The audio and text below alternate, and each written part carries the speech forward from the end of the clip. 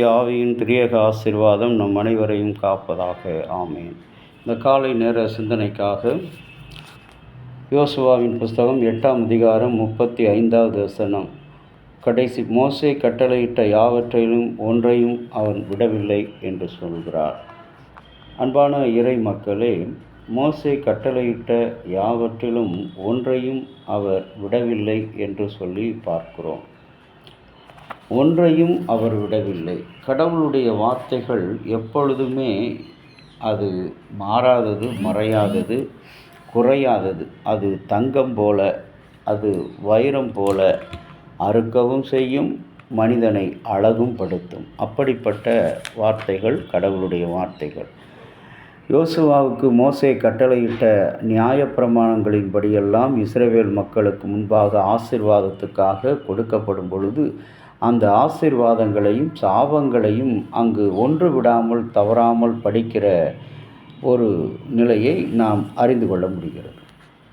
இந்த திருமொழி வழியாக நாம் அறிந்து கொள்ளுகிற இந்த நாளுக்குரிய ஆசீர்வாதம், கடவுளுடைய வசனங்களை அது சாபமாக இருக்கட்டும், ஆசீர்வாதமாக எதுவாக இருந்தாலும் ஏற்றுக்கொள்ளக்கூடிய மனப்பக்குவம். இன்றைக்கி அநேக நேரங்களில் கிறிஸ்தவர்கள் மத்தியில் இருக்கிற ஒரு பெரிய விசுவாச குறைவு, அவிவிசுவாசம், அனித்தியமான செயல் என்று சொல்லும் பொழுது அவர்கள் கடவுளுக்கு நன்மை கடவுளிடத்திலிருந்து வரும்போது மட்டும் அழகான வசனங்களை எடுத்து அன்பாய் படைப்பது, உணவு படைப்பது, காணிக்கை செலுத்துவது, உதவுவது, சந்தோஷமாக இருப்பது. ஆனால் சாபமான வார்த்தைகள் வந்தவுடனே அதை குறித்து மிகவும் சஞ்சலம் அடைகிறது, வேதனை அடைகிறது. யோபு என்ற பக்தனை குறித்து நாம் திருமறையிலே படிக்கிறோம். அவன் சொல்கிறான், கடவுளிடமிருந்து நன்மை பெற்ற நாம் தீமையை பெறக்கூடாதோ? கடவுள் ஒரு நாளும் தீமை செய்கிறவர் அல்ல.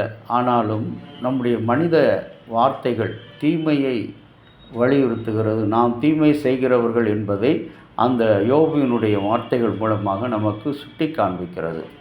ஆகவே இந்த நாளில் மோசே கற்பித்த நியாயப்பிரமாணம் ஒன்றையும் அவன் தவறாமல் விடாமல் வாசித்தான் என்று சொல்லி பார்க்கிறோம்.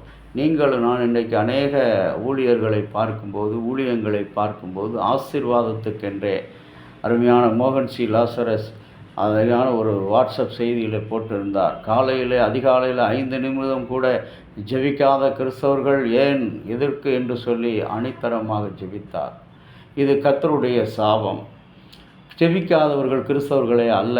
அவர்கள் எந்த நிலையில் இருந்தாலும், சமைத்தாலும், உட்கார்ந்திருந்தாலும், வேலை செய்தாலும், பணிக்கு சென்றாலும், பிரயாணம் பண்ணினாலும், தன்னுடைய கடின வேலையில் ஈடுபட்டாலும், எல்லாவற்றிலும் ஆண்டவரே, நான் உம்மை போல கடினமாக உழைக்கப் போகிறேன், மண் வெட்டப் போகிறேன், புல் சீக்கப் போகிறேன், வரப்பு வெட்டப் போகிறேன், அலுவலகத்தில் பணி செய்ய போகிறேன், எனக்கு உம்முடைய உழைப்பின் ஆற்றலை தாரும் என்று செபிக்க நாம் அறிவுறுத்தப்படுகிறோம். இன்றைக்கும் கூட கடவுளுடைய சாபத்தையும் ஆசீர்வாதத்தையும் பெற்றவர்களாக நாம் அதை கை கொண்டு நடக்க கடவுள் நம்மை அழைக்கிறார்.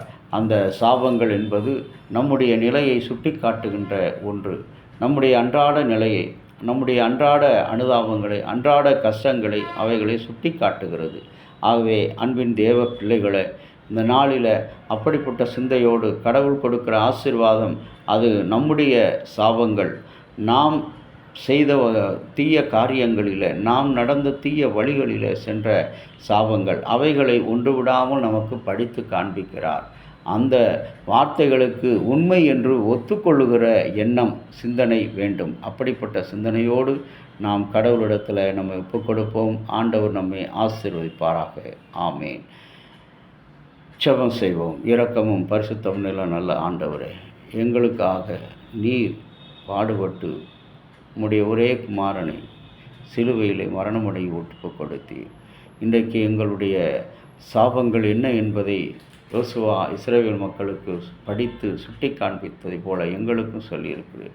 நாங்கள் செய்த பொல்லாத பாவங்கள், தீய காரியங்கள் இவற்றிலிருந்து விடுதலையாகி அவற்றை உணர்ந்து உம்முடைய ஆசீர்வாதங்களை பெற்றுக்கொள்ளக்கூடிய அனுக்கிரகம் செய்தோம். தொடர்ந்து எங்கள் அத்தியட்சர், ஆலோசனை சங்க செயலர் அவர்களுக்காக நாங்கள் செபிக்கிறோம். கர்த்தாவே, அவருடைய சுகவினத்தை நீர் அறிந்தவராக இருக்கிறீர். அவருடைய சிகிச்சை கர்த்தர் பரம வைத்தியராக இருந்து சுகம் கொடுத்தரணும்.